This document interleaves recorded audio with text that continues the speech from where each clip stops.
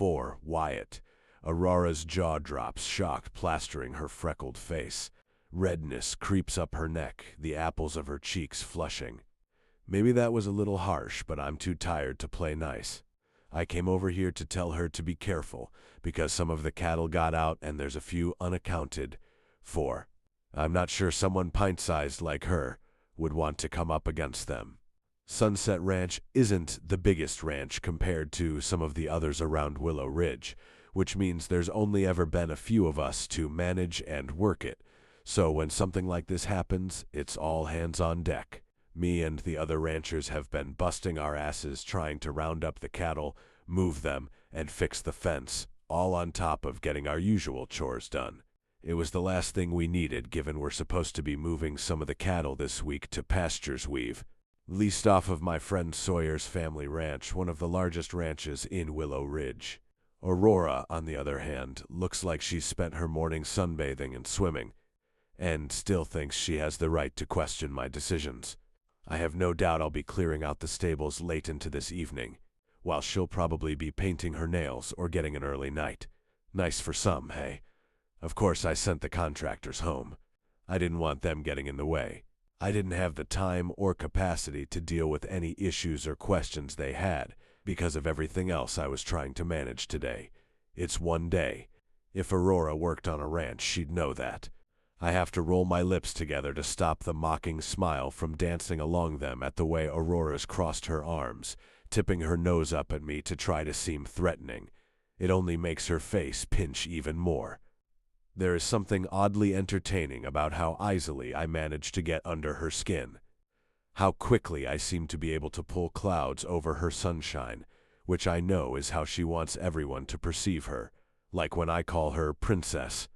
I wonder how far I can push her, what might finally set her ablaze. Call me immature, but it might be the only thing that makes having her at the ranch and dealing with the looming end of my time here partially bearable. Crushing her arms against her chest tighter, Aurora sputters, Is that seriously what you think of me?" I take in a deep breath, noting how Aurora watches my chest heave and release, then flicks her gaze back up to my face. If this was any other day and any other girl, I'd give more time to consider that she might have been checking me out, but I'm too riled up. I think there's a lot more to this ranch than you realize, darling. That it's not just a lake to float in, or a deck to film yourself rolling around on. It's our livelihood. I gesture behind me, trying to make this seem about more than just me, even though I know the other ranchers aren't as pissed off about the prospect of this place selling as I am. The freckled skin across her nose crinkles. Well, if it's so important to you, why don't you buy it? I have to smother my face with a hand to stop my laughter barking out in harsh disbelief. If only it were that simple. But I guess everything in her life probably is. Because, princess, some of us don't have trust funds to rely on, and we have other people to take care of. Aurora's forehead creases, a line appearing between her brows. What? I don't have a trust fund? It's fine. You're right, it's your ranch. You're the boss. I'll make sure to keep you updated with my every move from now on. I shove my hat back on my head, relishing the shadows that fall over my face. It's too hot today. TM going to go get on my horse now and make sure all the cows are safe. Is that okay with you? I wait, clasping my hands in front of me on purpose. With narrowed eyes burning into me, Aurora nods. I don't delay a second to jog over to untie Dusty and climb on up, racing back up the road where I'll find people who actually understand how to run a ranch. Are you trying to burn this ranch down? I holler at Aurora, hurrying towards the back deck where she's currently wadding a burning stick around. My eyes are painfully trained on its every movement and the smoke billowing from it as I finally reach the stairs. Its familiar earthy scent hits me a second after. Copper waves bouncing, Aurora pivots, face brightening with shock. She blinks her wide eyes at me as if it's too early in the morning for her to be fully awake yet, then sucks her teeth as her expression begins to tighten, taking me in. After a moment, she lifts her chin, like it took her a second to build the courage to do so, which is mildy, amusing. She grimaces. What are you doing here? Well, at least she's not pretending to play nice this time. Maybe I've officially broken the positivity influencer. My bad. What are you doing, setting sticks on fire and waving them around? I counter, folding my arms firmly over my chest, trying to keep my heart from beating out of my chest with frustration from her proximity. Aurora narrows her eyes at me. It's called sage? You named your stick? I tease, well aware of what it is, and that Yetikazost media has popularized an indigenous practice without considering its origins. But I don't want to go there right now. Plus, I can already predict that if I show any knowledge of these wellness practices she does, she'll start squealing or jumping about all happy. Not what I want to deal with this morning. I can't keep my eyes off the wad of burnin' sage. The way Aurora's handling it so loosely in her delicate fingers. As if she doesn't live in a house, on a whole ranch actually, that's practically made from nothing but wood. I guess at least if she burns the place down, she can't sell it to one of the too rich for their boots companies that have been sniffing around. Maybe I'll even get some insurance money from my own place being destroyed. Silver linings and all that. Aurora opens her mouth to speak, then stops to press her fingers to her chest, taking in a deep breath. Do I get a hint of pleasure at the way she has to calm herself around me? Well, it does make her distracting me from my work a little less annoying. I'd only popped back to my place to clean up a nasty cut I'd gotten while fixing a fence when I walked out to see the smoke filtering through the air. No, I didn't name it. This, she holds it out, is a smudge stick made of herbs. Sage. It helps to cleanse the energy of a space. Hazel eyes look me up and down twice, accompanied by a smug curve of her lips. Then she waves the smudge stick towards me a few times, just trying to rid the house of any unwanted negativity. I grind my teeth but manage to mumble out, "Elle shoulda used that before you turned up," with a roll of my eyes. They're going to end up getting strained if she sticks around for much longer. Though, Aurora muses, ignoring my comment and finally plopping the smudge stick into a bowl to put it out. Thank God. When she glances back, one of her brows perk up. I'm wondering if maybe I should take it around the whole ranch now. Where have you been working this morning? It takes too much force to unclench my jaw. She's a fiery one today, and no doubt because of what I said to her yesterday. Not that I'd take any of it back, especially since it has awakened this snappier, intriguing side of her. She's bypassed the sunshine this morning, going straight for fire. Whatever. I shake my head with a sigh.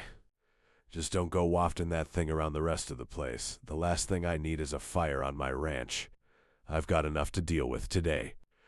Oh, Aurora crosses her arms and takes a step closer, angling her head at me.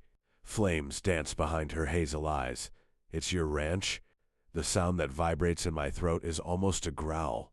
It ain't gonna be anyone's ranch if you burn it down. Another sneer is thrown my way before Aurora unfolds her arms and moves away. She swipes her phone up from where it sat on the swing, perusing whatever is on the screen like my presence is suddenly boring her. I guess that's my cue to leave. But part of me wants to stay for a moment longer, just to annoy her. I don't particularly like myself for it, but I also don't particularly like having her here. And as expected, Aurora flicks a glare up at me, hazel eyes tightening as I hold her stare, giving me a shot of satisfaction. She finally lets out a squeaky huff, stuffing her phone into the back pocket of the denim shorts she's wearing. Incredibly short shorts, actually, that show off almost every inch of her toned legs.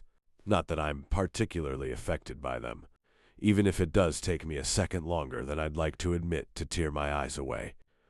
Don't worry, she concedes, heading towards the back door. Team not planning on using the smudge stick anywhere else. I was only trying to cleanse the house for when the guy from Crestland gets here. Alarm bells immediately blare in my head.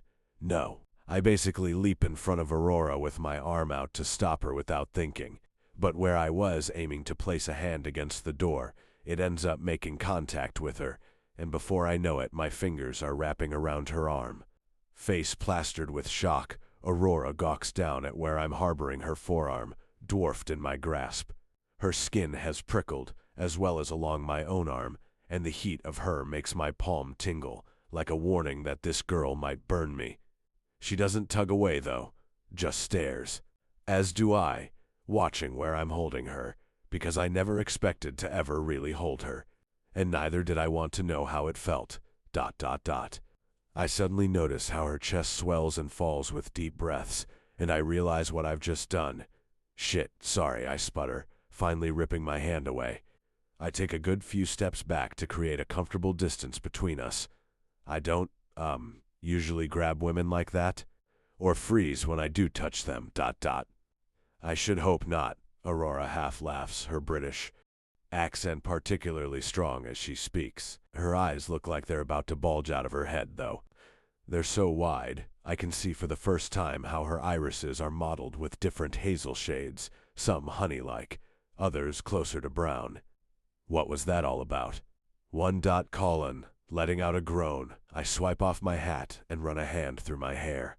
I fucking panicked, that's what happened. I'm on edge, more than I've ever been in my life, because I don't know when my time on this ranch is going to end, nor do I know how to stop my freedom being taken away from me, and the last people I need to be responsible for, that is fucking Crestland. I can live with Aurora's presence for the next however many weeks she's planning on frolicking around here. But to stay in Willow Ridge knowing that a company like Crestland has made their mark here, I'm not sure I can handle that. Hands now firmly placed on her hips, Aurora pins me with her hazel stare. She's rolling her strawberry lips together, waiting. I sigh, shoving my hat back on. Please don't sell the ranch to Crestland. Not, oh, Aurora's lashes flutter as her stance softens. Why? Because they're a big corporation that doesn't give a shit about what this land means to people, or what ranching means to our town. I don't hold back from raising my brows at her, as if to say, a little like someone else I know. She barely rolls her eyes. I know a place. Few towns over, Crestland bought the ranch, promised they'd keep it going for the community, then bulldozed everything. Put a stupid mall down instead. We don't need that happening here. I don't like the way I'm laying all my fears bare for her, especially when she's blinking up at me with something like pity behind her eyes. I clench my fists at my side. And if you knew anything about this place, what you've gotten yourself into, then you'd understand that. That makes her eyes narrow, and she shakes her head. You can't be mad at me for not knowing that. You could have gone through everything with me, but instead you shoved a folder in my hands and rode off. I press my tongue against the inside of my cheek. Aurora lets out a deep sigh. Sometimes change can be good, she says, but it's somewhat mumbled, like she's almost trying to convince herself of such. I doubt it. I need to get back out in the fields. On the back of Dusty, probably, as that will calm me, given how tense my whole body has felt since the second I grabbed Aurora's arm. I'm wasting time standing around with her, thinking she might actually give a rat's ass about Sunset Ranch's future, now Grace is gone. If you gotta sell the ranch, just at least try to choose someone who cares, yeah? Back door. Pressing her lips together, Aurora nods and opens the... I turn on my heel and... Wyatt, Aurora calls over her shoulder, something scarily gentle in the way she says my name. I hold her hazel eyes. Till cancel the meeting with Crestland. Relia washes over me like a crashing wave. Give Aurora one nod before heading down the stairs, not looking back. Even though I can feel the first flowers of hope faintly blooming in my chest, I know full well that whatever the future holds is only a few steps away from trampling them.